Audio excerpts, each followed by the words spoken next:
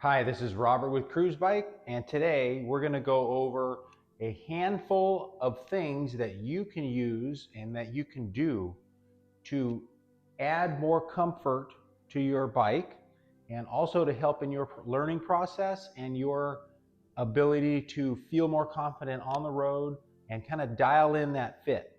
One of the things that people tend to forget is that once you learn how to ride the bike and once you feel comfortable riding, then you start to notice little things. You start to notice your back hurts in a certain place or your feet hurt in a certain way. And those are all usually things that can be adjusted in your fit or on other ways on the bike that I'll demonstrate in a moment. But it's important to keep in mind because a lot of people don't ride as many miles until they get comfortable on the bike.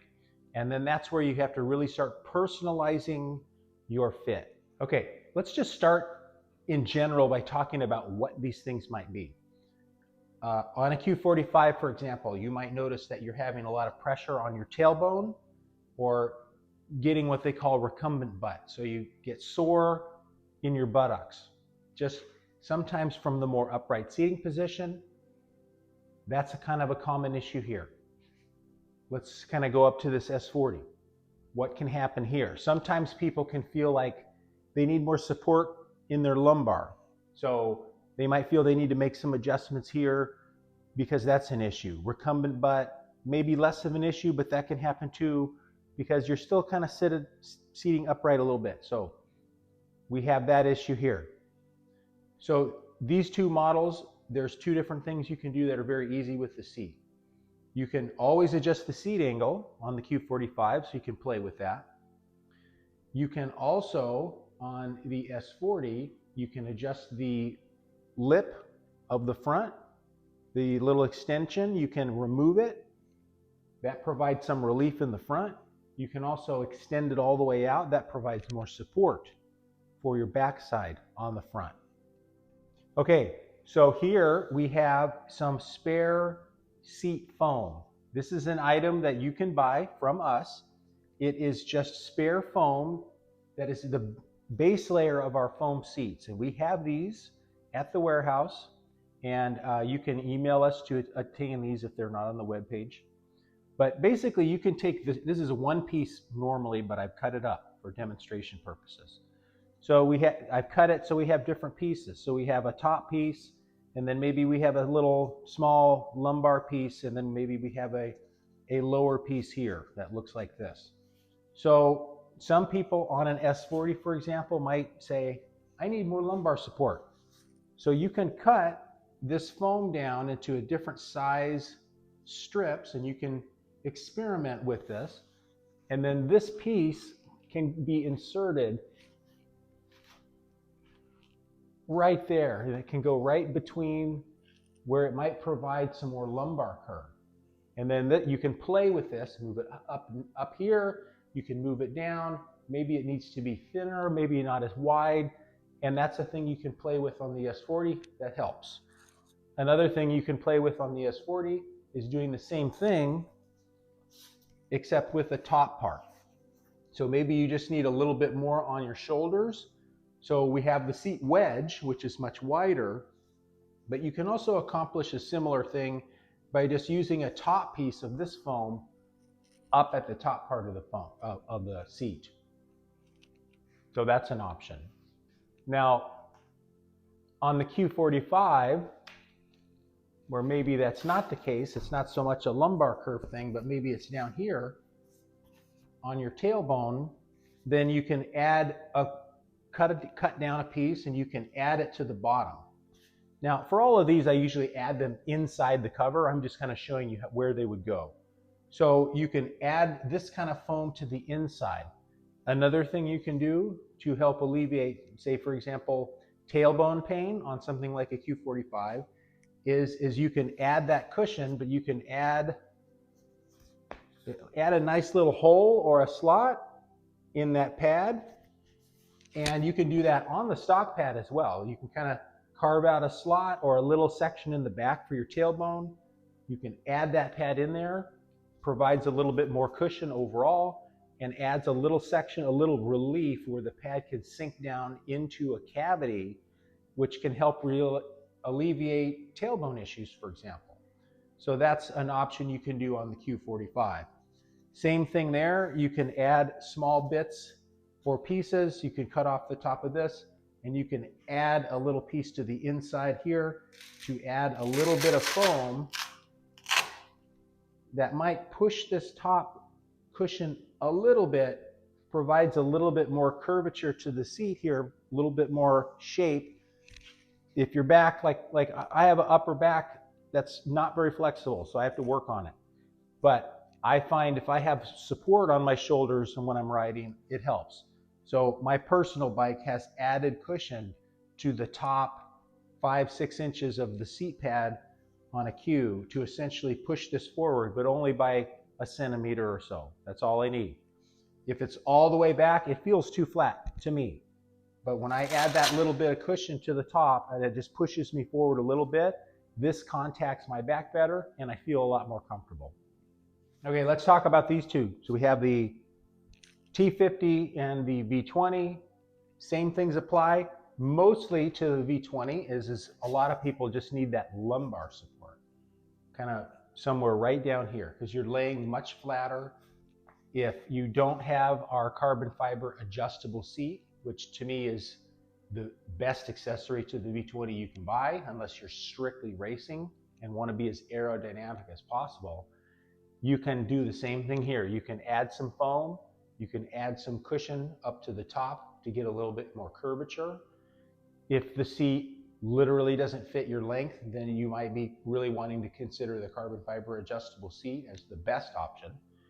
And it definitely fits because it's so adjustable at that point. And then you also have different options with our headrest, which our headrest can be lowered. You can also bend that metal plate forward a little bit if it's not quite hitting you in the right place. And that can help alleviate any neck pain issues or visibility issues you have with riding the V20C. On the T50, it's the exact same seat as the Q45. So there all the same rules apply. Although for some riders of the T50, it might be more amplified because it's not suspended. So there you might want to add that little cushion to the bottom. Sometimes also on this style and the Q45, you might feel like if your seat is more reclined, you feel like you're sliding off the seat some. In that case, two things. You might want to add a little section of padding to the front, which will essentially just raise the front of the pad. So sometimes we only need to lift the front of the pad up a little bit, and that will help kind of hold you in the bike more. So you can, with our front cushion, I showed earlier, we've done a whole tailbone cutout, but what you might need is just a lip on the front. So you could literally just cut off the front 2 inches of this pad, put it towards the very front, either Velcro it in there or just get it way inside there, inside the cover. And then just this little bit of cushion, pushing this lip up just a little bit, can make all the difference in the world in holding you in the bike and making you feel more secure in the seat. Okay, let's go back to the Q45 really quick and we'll talk about a few other things. So we've talked about the seat and how to do some comfort fitting on the seat with additional cushion, which we can provide, or you can also find different densities of foam and thicknesses as well on your own, or you might have some at home. I highly recommend experimenting with that because you'd be amazed what heck can happen when you just get that one little piece in the right place and then it makes you fit in the seat absolutely perfect. So another thing you can do, and this is a little bit more advanced, is when you start riding more and more, you might find that you can make some physical adjustments to the bike. So for example, and we talk about this in the fit videos, I might have my fit really dialed in on the Q45 with my leg length and all that, and you've adjusted your bars and all the adjustments you can do with a wrench, right? Your adjustment of the handlebars, your adjustment of the pivot clamp and the boom clamp, you've done all the easy adjustments, the regular fit adjustments. And sometimes for people who are shorter, you might feel like you're too tall. And that's because this steer tube right here is long. And it's long on purpose just so we can fit everybody we can. Now, just like a lot of things for riders who are shorter, this might seem really high. You're sitting in the seat, you feel like these are really up in the air, like close to your line of sight. You find yourself choking down on the handlebars instead of riding up on the bars. You feel more comfortable with your arms down here. So in that case, what you can do is at a shop, you can have them shorten the steer tube. And that's why we have little spacers and then this big spacer here. Is the little spacers are intended for riders to be able to undo the pivot clamp, recess the star nut further down into the steer tube, depending on how many spacers they want to remove. And you might be doing 5 millimeters at a time, 10 millimeters or so, and some people even lower it even further. But I recommend just usually doing a 5 to 10 millimeter removal of the steer tube, and then you put this back on and it has essentially lowered the handlebars for you. Now our curved slider that we sell does essentially the same thing. So the curved slider lowers the handlebars by about a bar width down here. That is a thing that you can also do on the Q45 if you don't want to cut the steer tube, to lower those bars a little bit and just get a little bit more natural feel for your shoulders and your upper body. Okay, let's kind of talk with a similar thing about the S40. So same rules apply for the S40. We have some different spacers on the top of the steer tube for the S40. 3 10 millimeter spacers and a 5, 35 millimeters of steer tube here that we can play with. If you're on an S40 and the bars feel like they're way up in the air and they're too high for you, which makes you feel like you're steering with your arms in this awkward height, you can either try the curved slider, which is a great option, and we have those, or alternately, if you're comfortable modifying your fork, then you can have a shop or yourself. I recommend a shop do this because they're very familiar with this process. Undo the pivot clamp and the top clamp, and then remove everything and simply take off an equivalent amount of steer tube, 5 millimeters or 6 millimeters max to start, and then remove one spacer that you cut off, and then put everything back together, see how it feels. Maybe that fit of your arms will be correct then, and you'll be much happier. Now, I keep talking about modifying the steer tube of the fork, and that's a very common thing in the upright bike world. So a lot of bikes will come with long steer tubes on purpose. And that is so that when somebody does a fit, then they can put that stem in the right place for the cyclist. And then once the cyclist is happy with that height of the stem, then they cut the steer tube. So our bikes are not dissimilar in that exact same thing. And these bikes are intended to be able to be dialed in just right for you through those exact same methods. Okay, let's move on to the other two bikes now with a similar issue. The T50 has very, very, very, very high handlebars right out of the gate. That's designed for the tallest person. So this is very tall. It even looks tall for me. So, but even if I have my leg length dialed in at the boom clamp, I like my seat, I like my lumbar support. I have a little lumbar pad here because I like that, or a lip in the front because I like feeling more secure in the seat, but these are still too high. On the T50, it's very easy because we do not have a long steer tube, we have a riser tube. So on the riser tube, you can simply use a 4 millimeter Allen and loosen the top clamps of the regular bike stem, and you can lower this down. So you can simply undo these clamps, lower this handlebar down until you feel like, this is where I like my hands. This feels good. I'm not hitting my knees on the handlebars. And then you can play with it too, because you don't have to cut this tube.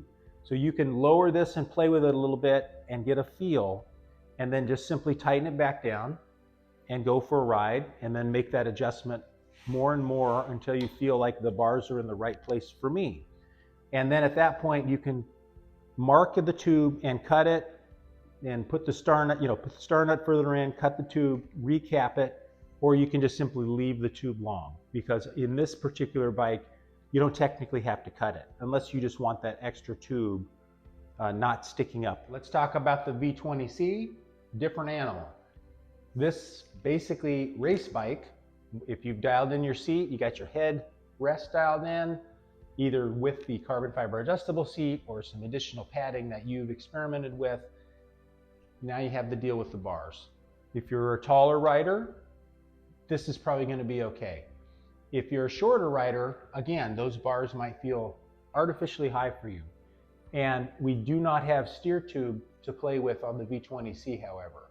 This is as low as this gets. In that case, we do have the curved carbon fiber slider that you would want to purchase. And then that would essentially lower the bars a good full centimeter, a whole bar width lower than they are on the stock bike. And that adds more visibility and also better handling for riders who feel like their arms are too high up in the air. We've added pad to our seat if we need it. We've adjusted our handlebar position via changes to our curved slider or adjusting the height of our steer tube, which is a more permanent modification. And we have got that all dialed in. That's a couple ways that we can do many things to make our bikes more comfortable. What are some other things that we can do that are very easy and no cost to you? So one thing that I see quite often is no matter what tires people are riding, whether they're the stock tires or whether they are aftermarket tires, many people overinflate their tires. So on your tires, you have like a max spec somewhere. It's going to tell you what the PSI either range is or a max PSI. So you might look at a tire and it might say, max 100 PSI, for example. That doesn't necessarily mean that you need to run 100 PSI. Usually you should run less PSI, like by some amount. I tend to default to 10 to 15 PSI less than what the tire casing says. So if a tire says 100, I run 90 or 85. If a tire says maximum 90, I run 80 or 75. And that's for two reasons. One, because now you have a little bit more cushion in the tire, and also it provides better grip on the tire, on the surface, because it's getting a better road patch, and also you're less likely to get flats. If you overinflate your tires, it's going to be a harsh ride and you're more likely to get flats. And depending on the surface of that you ride on, you might even want less pressure. And now some tires have a range. They might say 50 to 80 or 60 to 90, whatever it is. I highly recommend, if what you're looking for is comfort, use less pressure. Dial it down by 5 PSI increments, right? If you're used to running the max pressure on your tires, try 10 PSI less, and then go even lower if it still feels rough or harsh.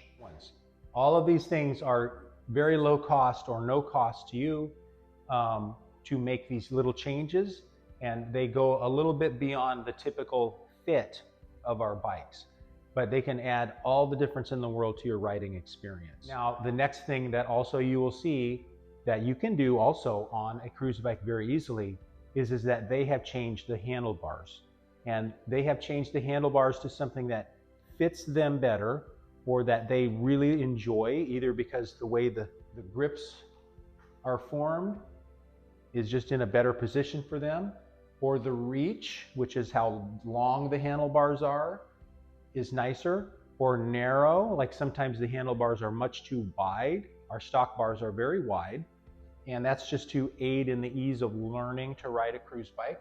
But for some people, they're too wide, and so they want narrower handlebars. Now, our handlebars are a standard mountain bike diameter on the grip, And then we have road bars, standard road bars on the S40 and the V20C. And all of our bars use a 31/8 clamp size. So there's 100 million handlebars out there. And so you can look for ones that are similar. And as long as it has a 31/8 handlebar clamp, it'll work on a cruise bike. And usually, because our bars are so wide and kind of a bigger size, that almost any other bar you try, unless it's really extreme, you're going to be able to swap out a bar by just taking the grips off and changing up the bar, reinstalling it. You're not going to have to change cables right away, and you can try a whole different experience by changing the handlebar. Another place that you can go that I highly recommend is the Cruzbike forum. It's just, it says like forum link or on the web page. If you join the forum, or if you just want to browse, you can find pages of information of people who have made changes to their bikes to make them more comfortable, and dial that fit in for them. And you can read about it, you can post a question, and I guarantee you the cruise bike community is amazing. If you post a question, people will come rushing in to help you. And you will get more help than you can probably deal with in a weekend. And so it's a great resource for being able to find those tips, those pro tips, even more than I can ever think of. Our cruise bike community has come up with things that are even better than I can come up with. All right, that's going to do it for me. Thank you for watching, and as always, happy riding and have a great day.